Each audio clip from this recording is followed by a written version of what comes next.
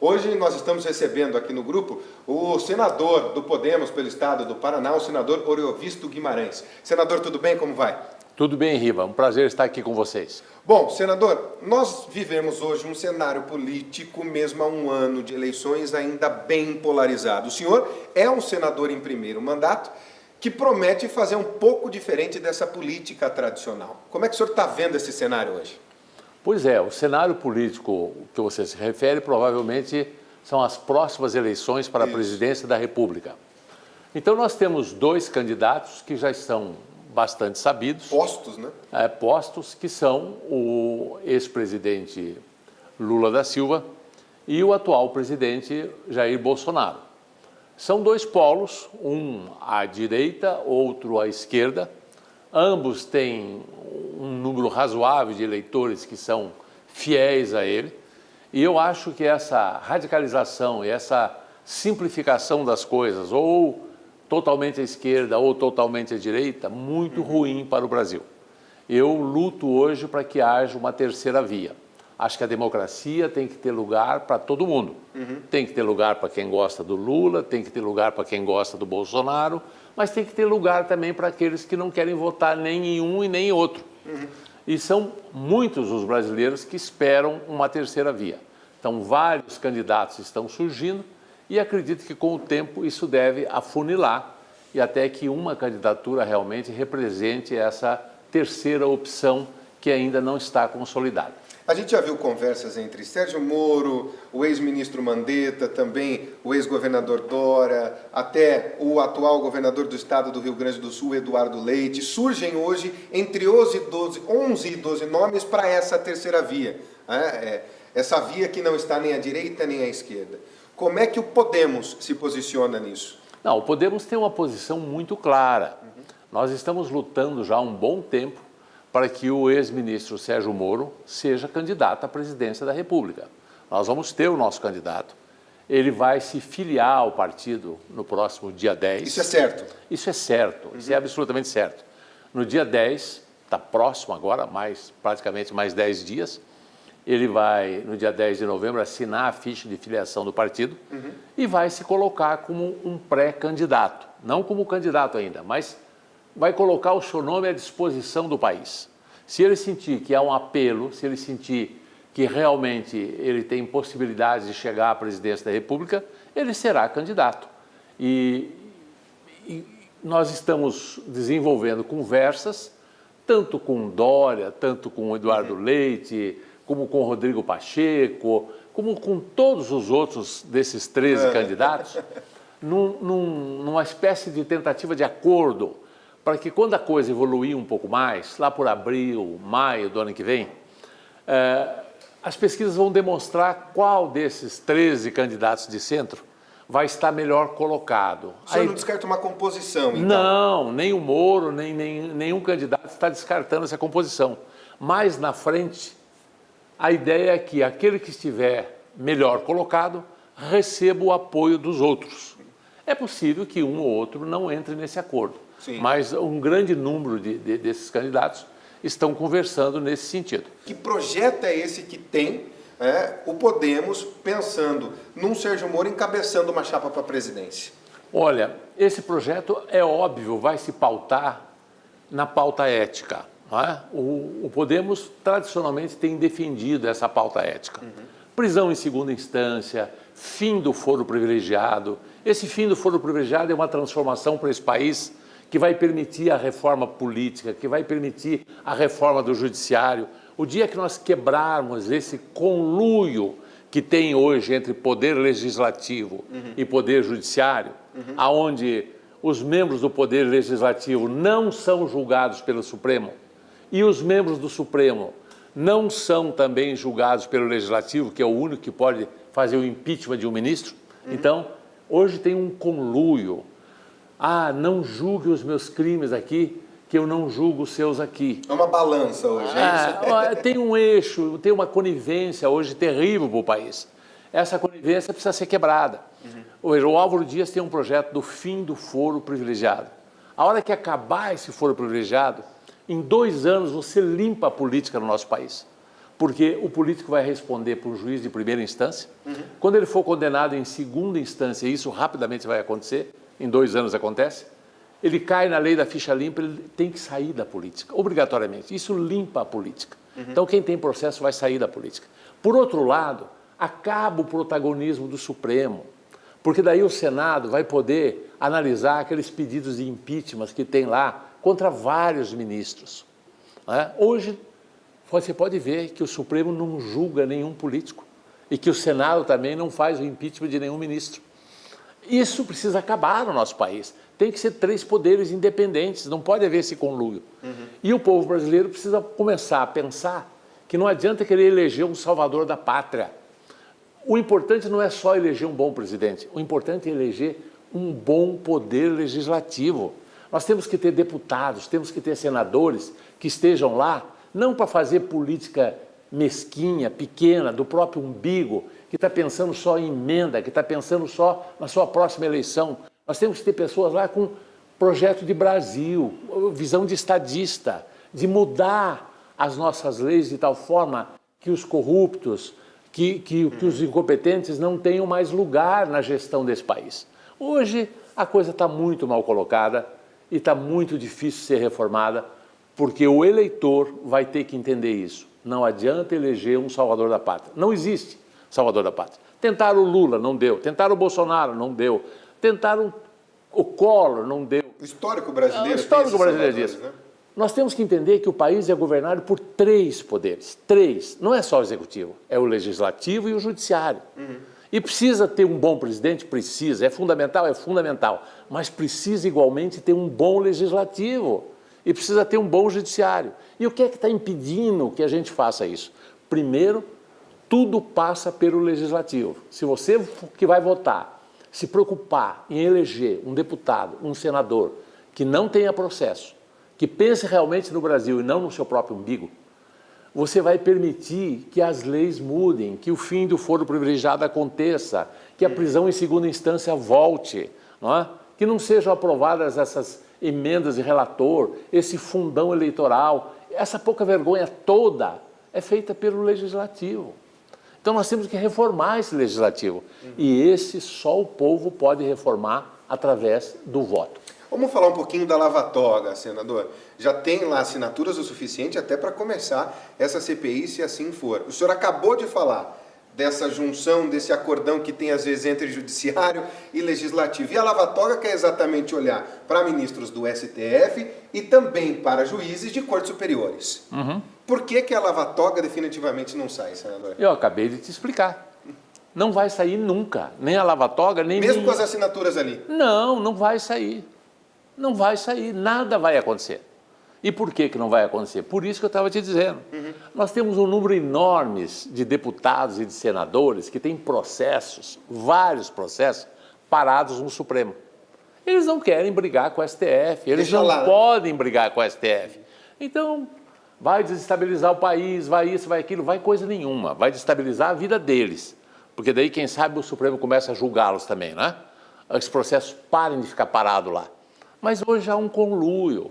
Hoje é assim, os deputados e senadores não mexem com o Supremo e o Supremo não mexe com deputado e senador.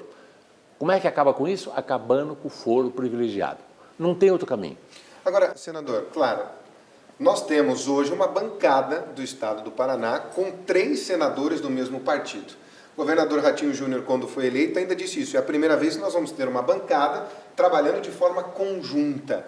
Mas, por outro lado, a gente vê uma parte do setor produtivo criticando, e alguns políticos criticando que a bancada não tem feito tanto pelo Paraná. Como está a bancada hoje no Senado Federal? Como está a bancada paranaense? Qual o trabalho que ela tem feito? Porque são os representantes máximos do Estado no Legislativo Federal, senador. Olha, muito diferente do que foi no passado, você ouvia falar muito mais nos senadores porque eles brigavam com o governo do Estado. Então você tinha lá um senador que, por exemplo, votava contra aval do governo federal para empréstimos do governo estadual. Aí o dinheiro não vinha. Isso não acontece mais. Hoje, tudo que o governador Ratinho Júnior quer, ele tem o nosso apoio. Então é uma relação tão tranquila, tão boa, que as pessoas não ouvem falar. né? Porque notícia só é notícia quando o avião cai, né? Quando o avião sai e aterriza, normalmente vocês não colocam na televisão. Nós temos feito muito pelo Paraná. Temos aprovado tudo que o Paraná quer lá no governo federal. Agora, isso normalmente não é notícia. Né? Agora, sempre lembrar de uma coisa. Às vezes me cobram de pedágio, às vezes me cobram de coisas que não são função de senador. A liderança no Estado cabe ao governador Ratinho Júnior. Essas coisas têm que ser cobradas dele. Tá? Se ele está agindo bem, se ele está agindo mal, essa é outra questão. Não estou aqui julgando, mas isso tem que ser cobrado dele. Tudo que ele quiser para o Estado do Paraná e que ele nos pedir, nós vamos atender. Agora, eu não posso assumir o lugar do governador. Nem eu, nem o Auro, nem nenhum senador. Nós somos, de certa forma, coadjuvantes disso. Um senador tem dois papéis. Um, representar os interesses do Estado. Estamos fazendo isso e estamos fazendo bem. Eu poderia te trazer aqui uma lista de coisas que já foram aprovadas nesses últimos 3 anos. Mas o senador não tem só esse papel. Ele tem que pensar também no Brasil como um todo, porque aquilo que acontece no Brasil como um todo afeta o nosso Estado também. Tá? Então, essas medidas todas que estávamos discutindo, isso afeta o Brasil inteiro. Fim do foro privilegiado, por exemplo. Mas não é só isso. Agora, quebra do teto, do teto de gastos. Isso faz aumentar o preço de combustível, isso faz aumentar a inflação. Isso afeta o Brasil inteiro e afeta os paranaenses também. Então, também eu tenho que entrar nessa briga, na briga econômica. Eu estou direto nisso, fazendo discurso, colocando propostas, sabe? A coisa não são só os interesses específicos do Estado. Tem que entender que o Paraná está dentro do Brasil, que se o Brasil vai mal, o Paraná vai mal junto. E se o Brasil vai bem, o Paraná vai bem junto. Falar um pouquinho da PEC dos precatórios, que vai chegar também ao Senado Federal, e ali tem alguma coisa falando de orçamento que fica móvel para o governo federal poder fazer, por exemplo, o Renda Brasil, que vai chegar a 17 milhões de famílias, se tornar um pouco maior do que é o Bolsa Família hoje. Por enquanto, esse valor não chega a R$250, pode chegar a 400. Como é que o senhor pensa que a bancada paranaense pode votar com relação à PEC dos precatórios, que é um desejo antigo dos estados, para que esse pagamento seja feito, mas, por outro lado, ela pode afetar também o teto de gastos. Como é que o senhor vê, senador? Veja, tudo tem solução. Tudo tem solução, Riva. Você tem um orçamento da União, eu sou agora relator lá das receitas do governo para o ano que vem. Então, isso não é uma pauta paranaense, isso é uma pauta brasileira. É aquilo que eu digo, o senador não trabalha só para o seu estado, ele trabalha para o Brasil como um todo. Nós estamos falando do orçamento de alguns trilhões. Então, num orçamento desse tamanho, você conseguir recursos é uma questão de sentar, de pensar, de olhar, de saber onde é que corta. Por que o teto de gasto é importante? O teto de gasto é importante porque é o teto de gasto que dá aos investidores nacionais e internacionais a confiança para colocar o dinheiro no Brasil, para montar empresas, para gerar empregos, não é? Para fazer a economia crescer.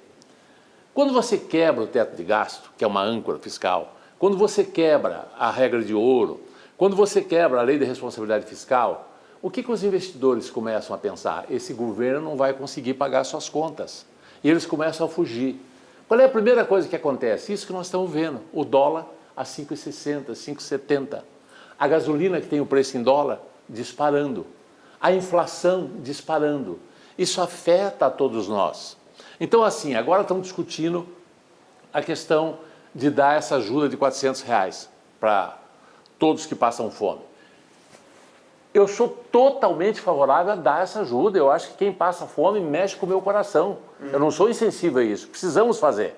Agora, nós podemos fazer isso sem quebrar o teto de gasto. É o como que o senhor está É o como. O problema é o como. Porque é assim, olha, você está com um problema, você está com uma doença. Eu vou lá e te dou um remédio. Eu curo a tua doença. Mas eu crio mais 3 doenças em você que você não tinha antes. Então, isso não é solução. Não adianta eu chegar lá e dizer assim, não, tá bom, eu vou quebrar o teto de gasto, vou dar os R$400 por mês para todo mundo, mas daí a inflação dispara, aí quem tem emprego perde emprego, aí o país não cresce, aí o dólar vai lá para as alturas. Quer dizer, eu beneficio alguns e prejudico o restante da população. Não pode, você tem que fazer uma coisa harmoniosa, você tem que ajudar quem precisa? Tem. Dá para ajudar? Dá. Agora, você tem que fazer isso sem arruinar a economia do país, sem arruinar os investimentos, sem fazer com que a inflação exploda, sem fazer com que o... Entendeu? Então, isso é complexo, não é? A gente tem projetos nesse sentido, a gente discute, é um assunto que não é muito simples, mas só quero dizer o seguinte, tem saída e não precisamos fazer a coisa da maneira errada. Como é que o senhor está vendo tudo isso economicamente, senador? Olha, um grande risco é essa questão do populismo fiscal. Eu vou gastar dinheiro de qualquer maneira, como se o governo pudesse imprimir papel moeda à vontade, como se isso não acabasse. Olha, se isso fosse verdade, não existiria pobreza no mundo, era só imprimir mais dinheiro, estava fácil, né? Não é verdade, você só desorganiza a economia, você só piora as coisas. Eu vejo a economia brasileira hoje com muita preocupação, muita preocupação. São tantas as barbaridades que estão sendo colocadas junto, porque levantam uma bandeira, temos que ajudar os que têm fome, correto, temos. Só que no meio disso, colocam emendas do relator, 16 bilhões. Fundão eleitoral, 6 bilhões. Sabe? E aí vai, e aí vai. Então, se fosse só para ajudar aqueles que necessitam, não precisava quebrar o teto. Estão quebrando o teto porque querem fazer maracutaia. Eu vou só lembrar, as pessoas têm memória curta. Veja, de 2014, o último trimestre de 2014, até o último trimestre de 2016, foram 2 anos do governo Dilma. Sim. Não tinha pandemia, não tinha Covid na época. E o PIB brasileiro caiu 7,3%. Despencou o PIB brasileiro. A inflação também foi para 2 dígitos. O desemprego pulou de 6% para 13%. Milhões de brasileiros perderam o emprego. Agora veja, em 2 anos de pandemia, o Covid, o PIB brasileiro vai terminar igual. Ele não caiu. Ele vai terminar igual, vai crescer 0, qualquer coisa. Mas já tem previsão para o ano que vem, que não vamos ter pandemia, já tem previsão de que ele vai retrair 0,5%.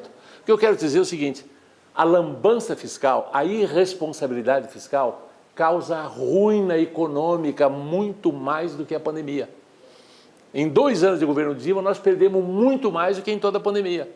E agora vai acabar a pandemia e nós podemos perder muito mais de novo, porque estão repetindo o que fizeram lá. Irresponsabilidade fiscal.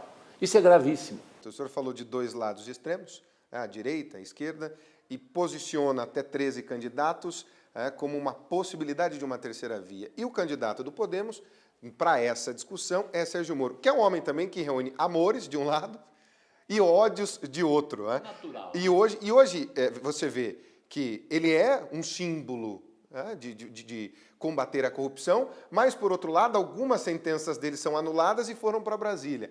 Como vocês do Podemos, ou dessa terceira via, vão posicionar o candidato Sérgio Moro? Como ele entra, como vai ser essa defesa? E tem uma discussão dele agora também, que o presidente vai depor no STF, decidiu depor presencialmente, e ele participa disso também, né? Como é que o senhor vai posicionar a imagem de Sérgio Moro a partir de agora, que também é um homem que divide paixões? Veja, não sou eu que vou posicionar. Quem vai posicionar é o próprio Sérgio Moro. Ele tem que falar por ele mesmo. E é claro que ele não pode ficar com essa pauta única de combate à corrupção. Essa pauta é importante? É fundamental. Fundamental. Enquanto nós tivermos um governo constituído por gente que está se apropriando do dinheiro público, nada vai dar certo. Mas ela não é suficiente. Não é única, pouco, né? Não é a única. Ele tem que falar de economia, ele tem que falar de infraestrutura, ele tem que falar de saúde, ele tem que falar de educação. Ele tem que mostrar que ele é muito mais do que um juiz, ele tem que demonstrar que ele é capaz de administrar um país. Eu acho que o Sérgio está se preparando para isso. Ele é um homem culto, ele é um homem que fala línguas, que vai para os Estados Unidos dar aula em grandes universidades, dar palestras. Ele tem capacidade, sim. E ele vai ter que mostrar essa capacidade durante a campanha eleitoral. Se ele não mostrar, ele não vai ganhar a eleição, né? Agora, quanto a isso de ter ódio de um, ódio de outro, eu acho o seguinte, democracia é a convivência com quem discorda de nós. Convivência com quem concorda com nós, isso não é democracia, isso é cumplicidade. Democracia é você ser capaz de respeitar aqueles que não pensam igual a você. E vamos fazer o debate e o que a maioria decidir, nós vamos bater palma e vamos obedecer.